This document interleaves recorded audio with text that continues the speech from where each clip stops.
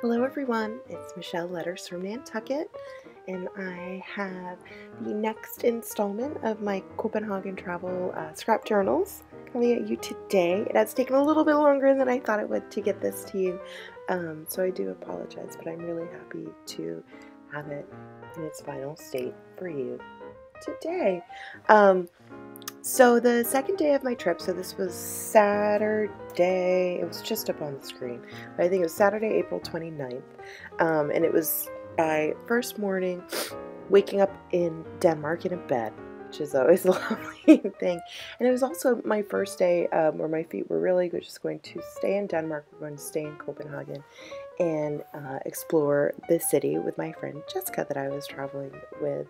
Fortunately, the day started out sort of a little overcast, but then there were sort of pockets of sunshine throughout the day, and we were outside a lot, walking around the city a lot and having really, really great adventures. So in the morning, sort of, I'll give you like the quick roundup. I talk about the scrap journaling. In the morning, I woke up a little bit earlier than my friend and was a little bit more ready to go.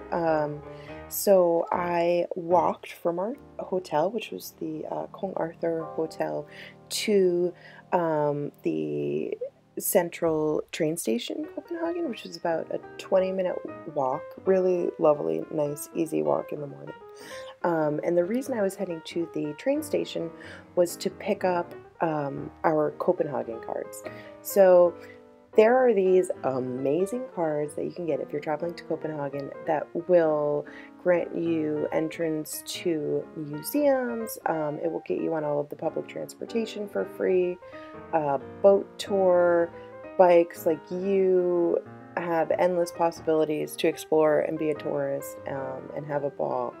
And we purchased them in advance online and printed out some receipts, and then had to go collect them physically at the sort of tourist office in the Copenhagen train station.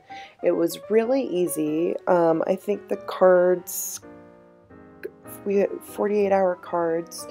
I want to say it was around $75 US, but the value of what we got out of it in museum admission alone was probably around the $100 range.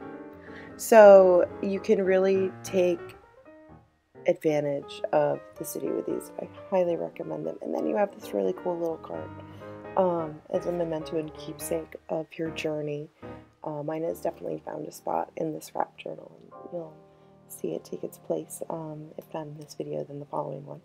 So that started the morning. I walked to the train station, figuring out the Copenhagen cards, activating them, and then as I was waiting for my friend, who's going to sort of be a few steps behind me and also walk to the train station, because then we're in a central spot to start our day, I had a really great breakfast, and I sat and did some sketching of the train station entrance, so I was as happy as can be in my first official morning in Denmark. Once we sort of got ourselves all figured out with the Copenhagen cards, we set off on public transportation to the National Museum. The National Museum was a total treat. It was busy. So we were there over May Day holiday weekend, so it was a little bit busy, but I think a crowd sort of can add to a museum experience, to be honest with you, and make it a little bit more special. And the museum was fantastic, and they had this really sort of great history of Denmark going back thousands of years. The Vikings and the early settlers, and then the formation of early Europe and moving forward. So highlights, like things that I saw that I will never forget, include some amazing jewelry, beautiful amber, really great hammered metals. For those art history buffs out there, I saw the Sun Chariot, which was pretty incredible, and not as big as I thought it would be, but still just like a beautiful, amazing piece of art that is iconic and really inspiring. They had a wonderful gift shop that I was able to find some really cool Scandinavian gifts to bring home that were actually made in Scandinavia.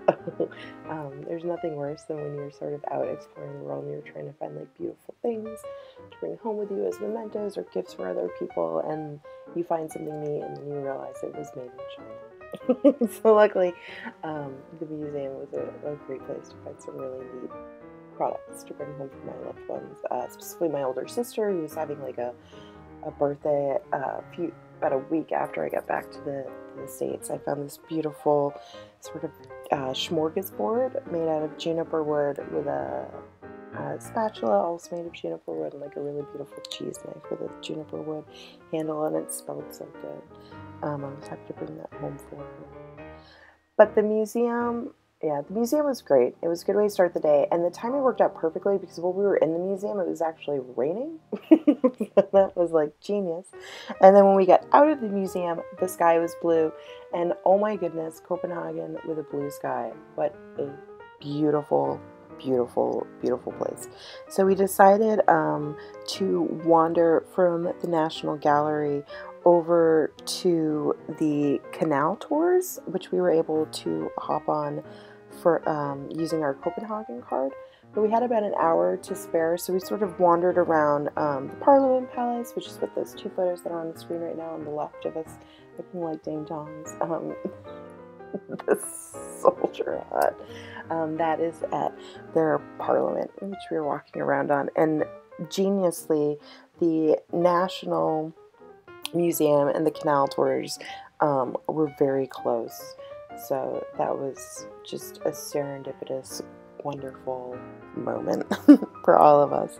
And then once we were able to get on the boat, it was the most glorious, beautiful experience. The sky was blue, the water was blue, the boat was packed, but our tour guide was fantastic. She's super lively.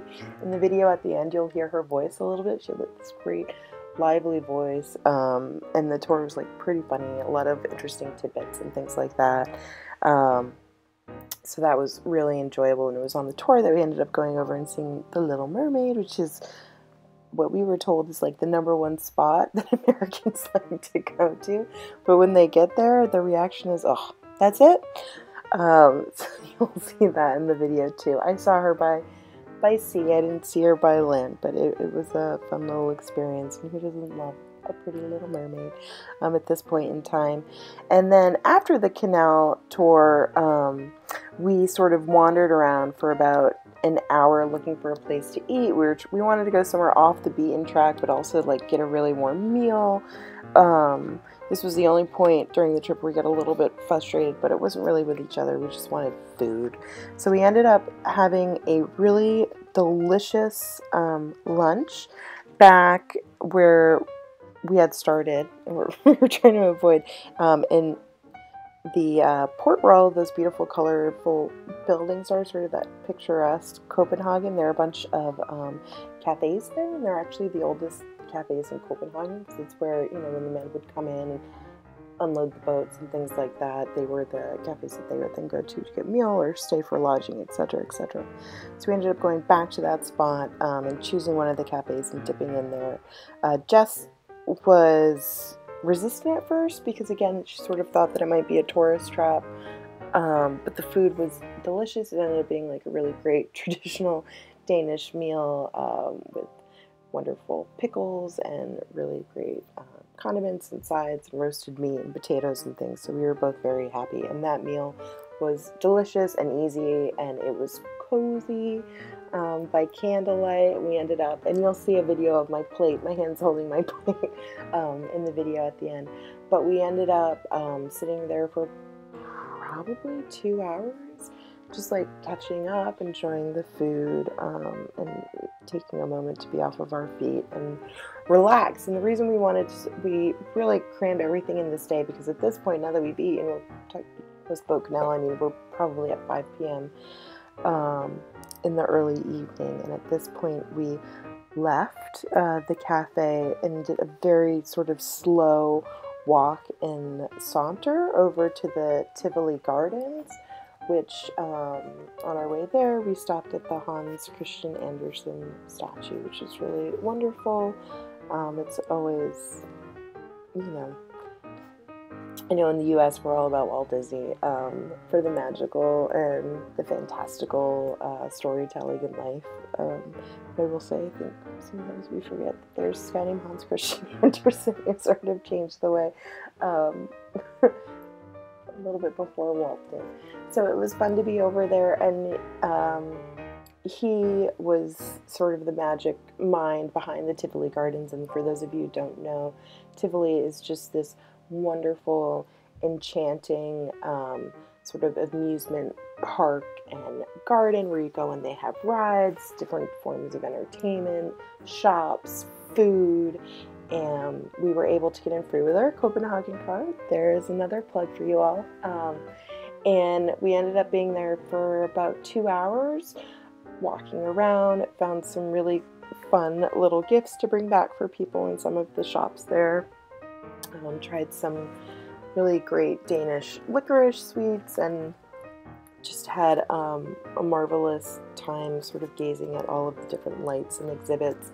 So they say that the Tivoli Gardens actually inspired Walt Disney with the It's a Small World After All ride, which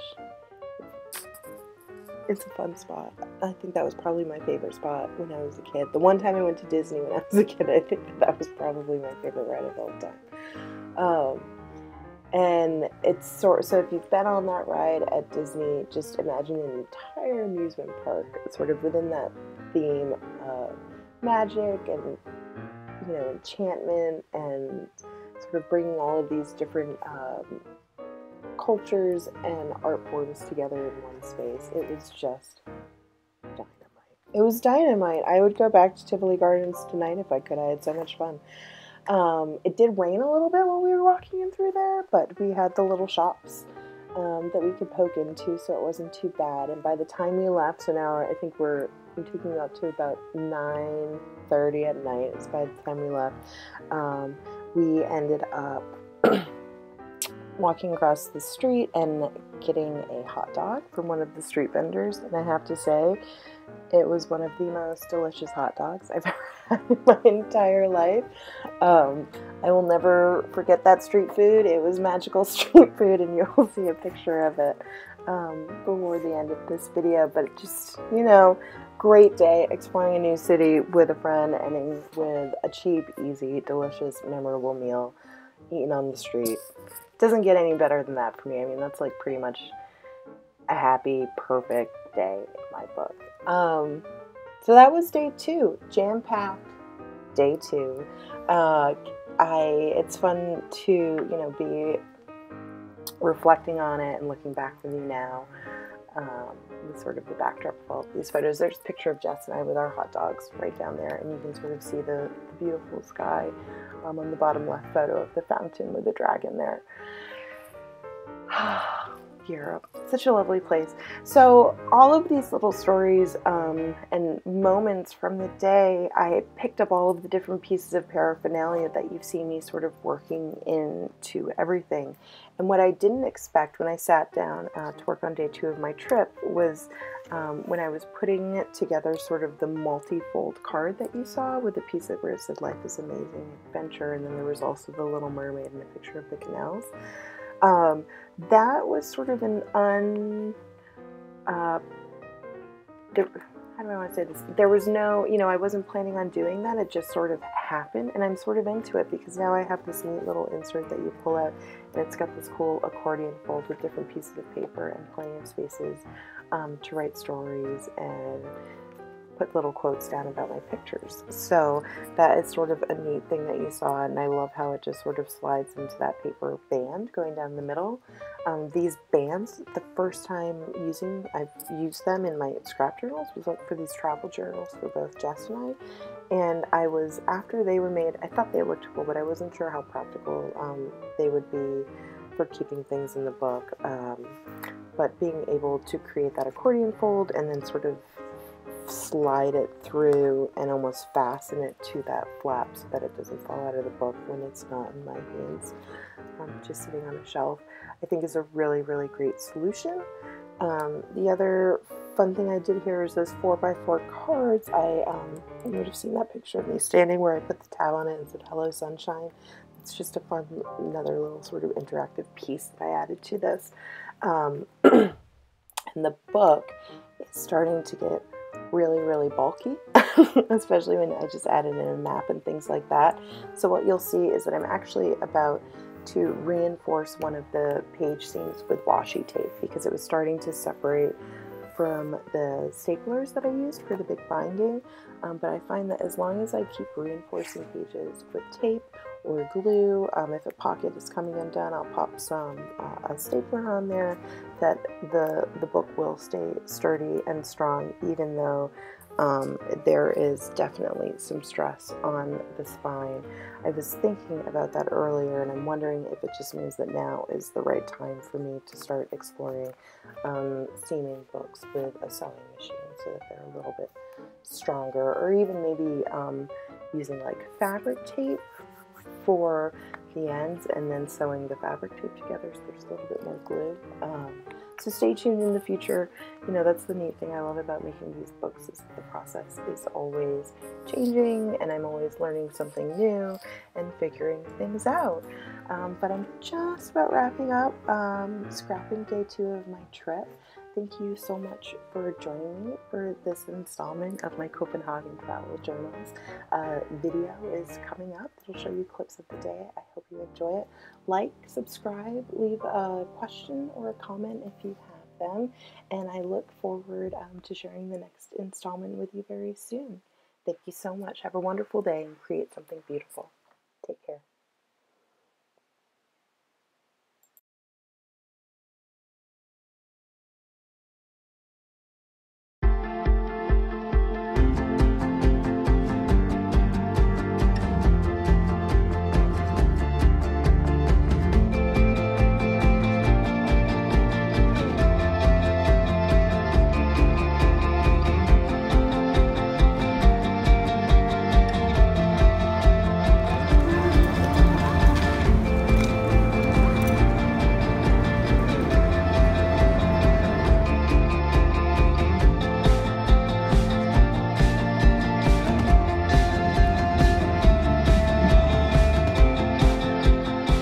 De mange maler ud, og så hvis alle husker, hvis de helt op på den anden side af den samme bygning, men fordi kongen ikke ville bruge at kigge på vinduet, han ikke selv skulle kigge på.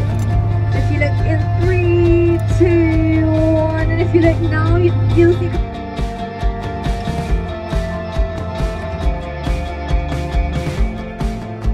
Danske flag i Skanderborg, og det er det ældste flag i verden.